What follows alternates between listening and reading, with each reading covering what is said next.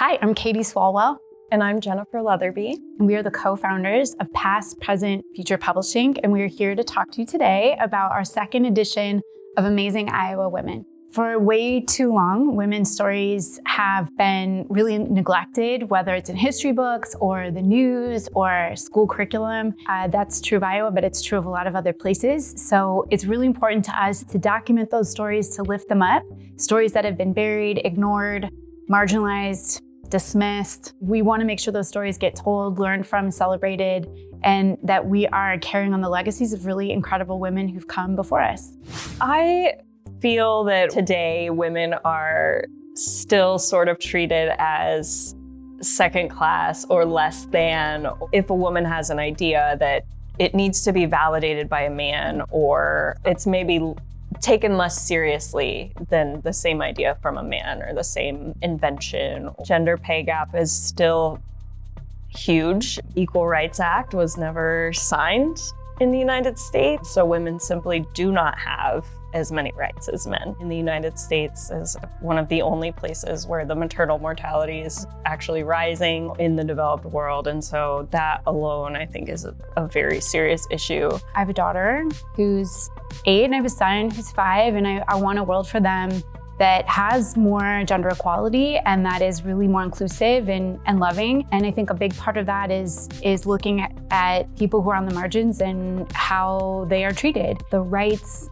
rollbacks and the protection rollbacks that have happened just in my daughter's lifetime, whether it's reproductive justice or proposed legislation to make it more difficult for married women to vote. You know, there's a lot of issues that are going on, especially intersectional issues. So if we think about women of color, women in poverty, women who are disabled, there are all kinds of experiences where women, and especially women who have cross-cutting identities like that, are really struggling. Just imagine the world we could have if women actually had formal power and resources and were listened to and heard and celebrated and centered. You know, I think that's the kind of world I want for my kids. Katy is the original creator of the book. You came up with the whole idea way back when we made the first edition. I was a new mom. At the time, there were a lot of biography books that were out on the market. Rebel girls or, you know, well-behaved women rarely make history, that kind of vibe. And I was getting gifted a lot of those. And I thought, wow, I would love to know more about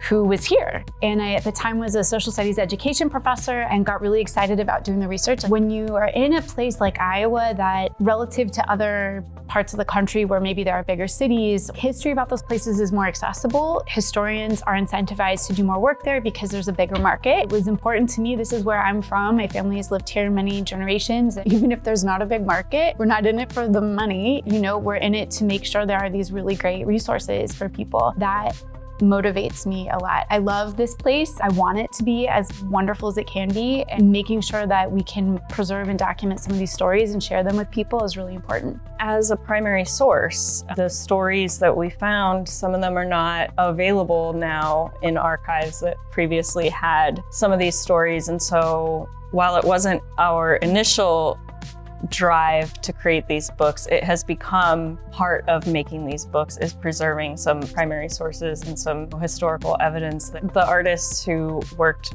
with this book are just amazing. There's so much talent in the art world in Iowa, and we're so thrilled to be able to feature some of that work in our books and lift up those artists, along with a great range of amazing people from all different backgrounds. We feature immigrants, we feature non-binary people, we feature everyone that we can, because it's so true that there are amazing people from all of these different backgrounds. It's easy to find when you start looking, but it's not usually presented to us in our social studies classes. We see people that look like us overrepresented, and we want to try to balance some of that out. It's so exciting to read this book with young people because they get so excited to see their community or their family represented in a way that is very rare. And because Iowa is such a 1 degree of separation kind of place, there's usually a deeply personal connection. Like, that's my grandma's best friend, or that I know that person from Temple. And there's something about a book that legitimizes those stories in a way that a blog post doesn't have the same weight. I think we try to leverage that and say, yes, these are special stories. Your stories matter. Your community matters. Your family matters. So much of women's history has gone undocumented. I mean, especially in Iowa, where we have seen an attack on education. We have seen an attack on truth as it is. So it is important to both of us, and we continue to tell these stories despite people not wanting us to. Imagining a world with actual gender equality feels hard to imagine, unfortunately. If I really dig deep into my imagination, I mean, to me, it feels very relaxing, very calming. It feels like it would be a place that is safer for children and families and the natural world. That is one of the things I love about art, is that it's a space to dream and to imagine what could be, and remind ourselves that the world was constructed to be this. It has not always been this way. It will not always be this way, that we have a lot of agency to build the world that we want to see, to dream about it and to bring it into being. And when you look at authoritarian regimes, locking down information, locking down imagination are two really important pillars of any dictatorship or authoritarian government. Those are really precious areas to protect, is people's access to information about themselves, about each other, about the past, and then the freedom to dream. Those are really, really important. So we will keep carving out that space as best we can. Unsung women, amazing even if they aren't in the news. The letter U stands for unsung, to remind us of all the women who have not received credit for the amazing things they have done. Many women do unpaid work in their home, whether it's cooking, cleaning, caring for children, or helping older relatives. Many women hold important jobs like farm workers, food service workers, factory workers that pay very little. Their labor rarely receives the respect and appreciation it deserves. Women also have long struggled for equal pay.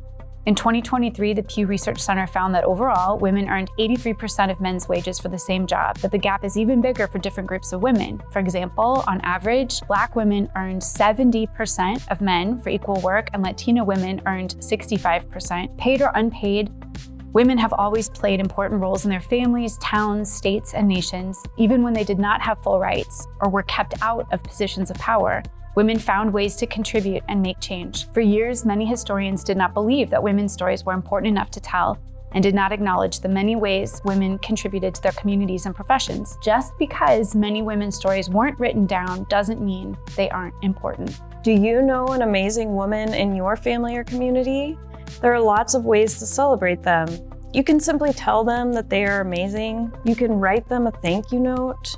You can nominate them for an award. You can interview them about their life to share with others. You can encourage them to run for office, or you can try to convince your town to name something for them, like a building, a street, or a holiday. After you finish reading this book, think of an amazing woman who you would like to honor in a special way.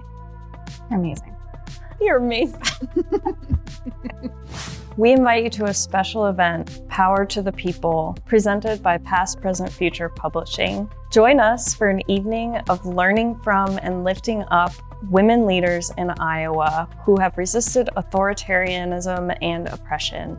The event is on Sunday, March 29th from 5 p.m. to 7 p.m. right here in Mainframe Studios, ArtForce Iowa's headquarters, suite number 101. The tickets are $25 for the panel, and it also includes some refreshments. It's going to be an incredible night. We have an amazing lineup. Mary Beth Tinker is our keynote speaker. Rekha Basu will be moderating a panel of incredible journalists, educators, booksellers, all women who are using their voices to resist authoritarianism and oppression through the dissemination of information.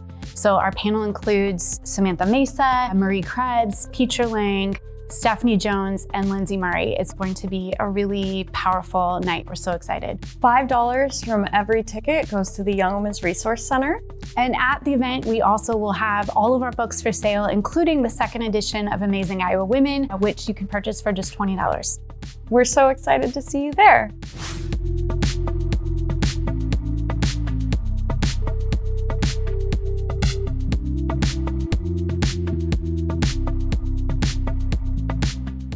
To support our workshops and help us create opportunities for you to transform through art, join our Yes Kindness campaign by donating at yeskindness.org/donate.